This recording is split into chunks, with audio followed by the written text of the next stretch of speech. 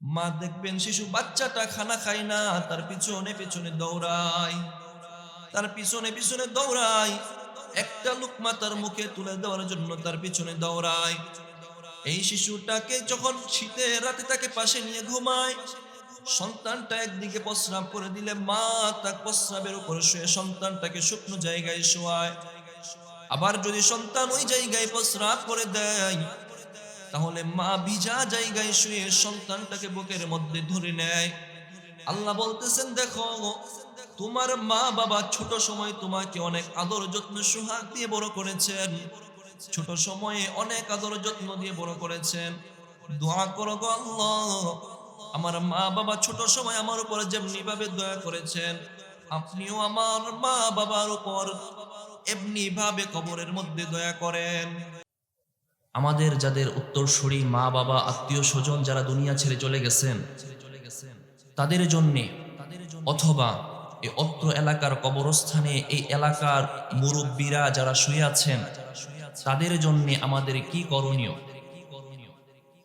13টি পয়েন্টে আমরা আমাদের উত্তরসূরিদের করণীয় সম্পর্কে জানবো ইনশাআল্লাহ।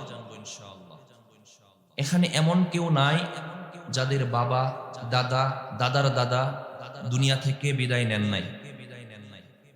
সর্বোচ্চ যদি বলেন আমার বাবা আছে, দাদা নাই। যদি বলেন দাদাও আছে, তার বাবা নাই। যদি বলেন তার বাবাও আছে, তার বাবা তো নাই। একজন না একজনের ধারাবাহিকতায় গিয়ে দেখা যাবে আপনার উনি দুনিয়া থেকে বিদায় নিয়ে গেছে। তার জন্য আমাদের কিছু করণীয় আছে কিনা? দুনিয়াতে আমরা যখন এসেছি মরতে হবে, এটা বিশ্বাস করেন না সবাই? মরতে হবে। দুনিয়ার সব কিছুতে মতানক্য থাকতে পারে, মতভেদ থাকতে পারে, দলাদলি থাকতে পারে, মতবিরোধ থাকতে পারে, একটা জায়গায় সবাই একমত, সেই জায়গাটা হলো মৃত্যু।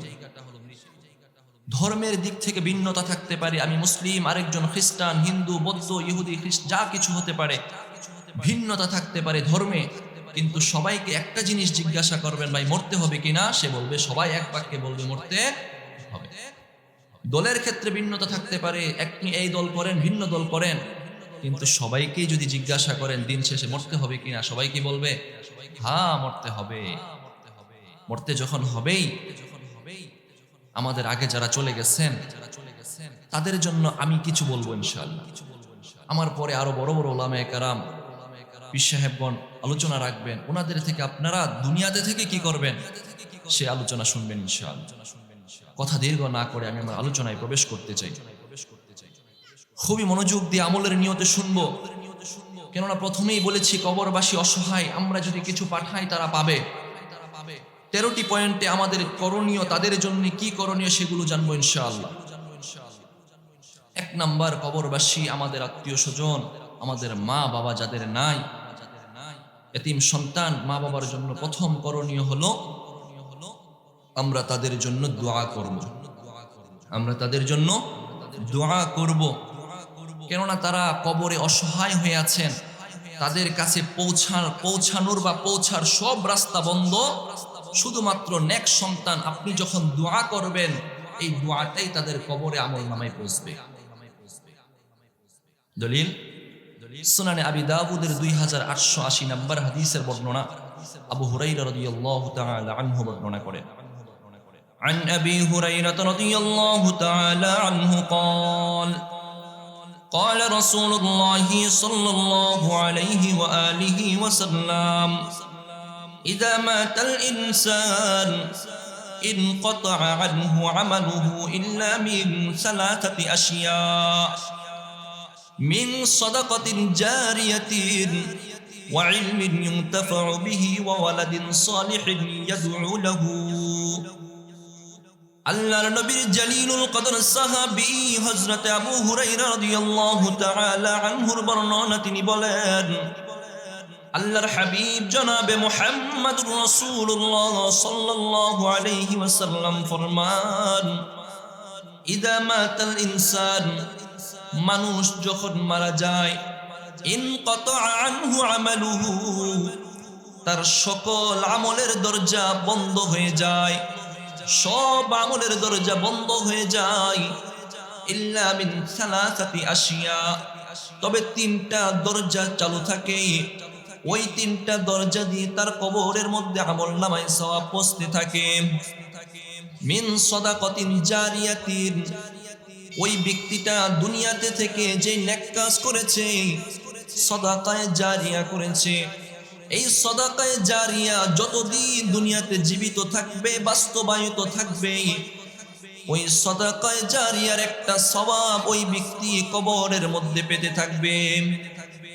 2 নাম্বার, ওয়া ইলমিন ইউতাফাউ বিহি, দুনিয়াতে থাকতে যে আমল, যে জ্ঞান সে মানুষকে শিক্ষা দিয়ে গেছে, যে নেক জ্ঞান, সঠিক জ্ঞান মানুষকে শিক্ষা দিয়ে গিয়েছে, সে দুনিয়া থেকে চলে গিয়েছে, তার ছাত্ররা দুনিয়াতে আছে, ওই ছাত্ররা দুনিয়াতে থেকে যতদিন যত আমল করবে, ওই সমস্ত আমলের সওয়াব তার আমলনামায় পৌঁছতে থাকবে।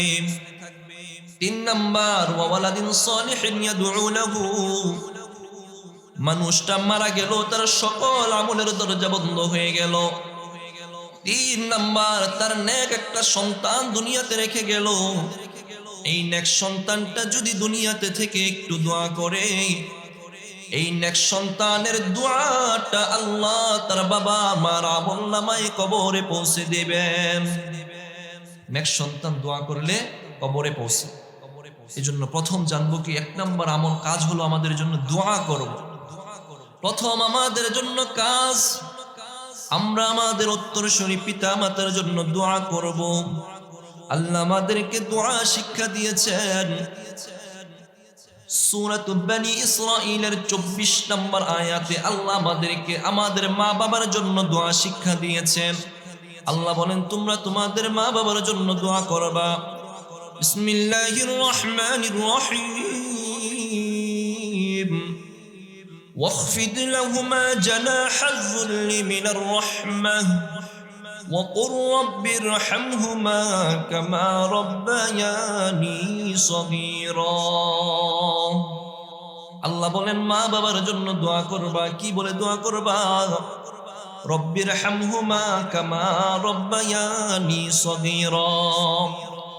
ওগো আল্লাহ, আপনি আমার মা বাবার উপর তেমনি ভাবে রহম করেন যেমনি ভাবে আমাদের মা বাবা আমাদেরকে ছোট সময় লালন পালন করেছে।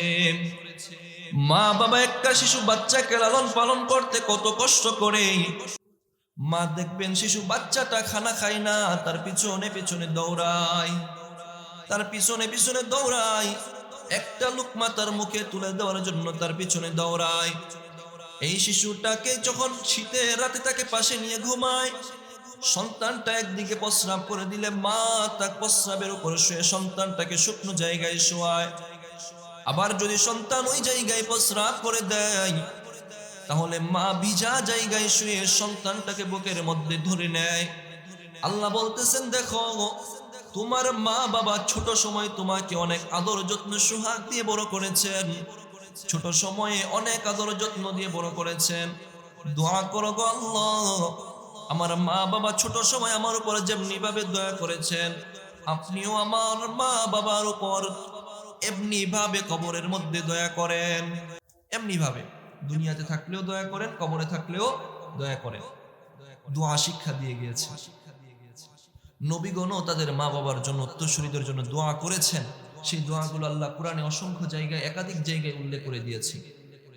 ইব্রাহিম আলাইহিস সালাতু ওয়াস সালাম দোয়া করেছিলেন মা বাবার জন্য, মুমিন বান্দাবান্দীদের জন্য। আল্লাহ তাআলা সেটা সূরাত ইব্রাহিমের 41 নম্বর আয়াতে তুলে ধরেছেন, রব্বানা গফিরলি ওয়া লিওয়ালিদাইয়া ওয়া লিল মুমিনিনা ইয়াওমা ইয়াকুমুল হিসাব। এমনি ভাবে নূহ আলাইহিস সালাতু ওয়াস সালাম দোয়া করেছিলেন। সেই দোয়াটা আল্লাহ সূরাত নূহের 28 নম্বর আয়াতে তুলে ধরেছেন। মুহতারাম হাজিরিন, 1 নম্বর পয়েন্ট আমরা জানলাম, মা বাবা অসহায় হয়ে কবরে আছেন, আমরা যদি কিছু পাঠাই সেটা তার কবরে যাবে। আমরা সর্বপ্রথম যে আমলটা করব সেটা হলো তাদের জন্য দোয়া করব। কি করব? দোয়া করব। করতে রাজি আছি তো ইনশাআল্লাহ? আল্লাহ আমল করার তৌফিক দান করেন।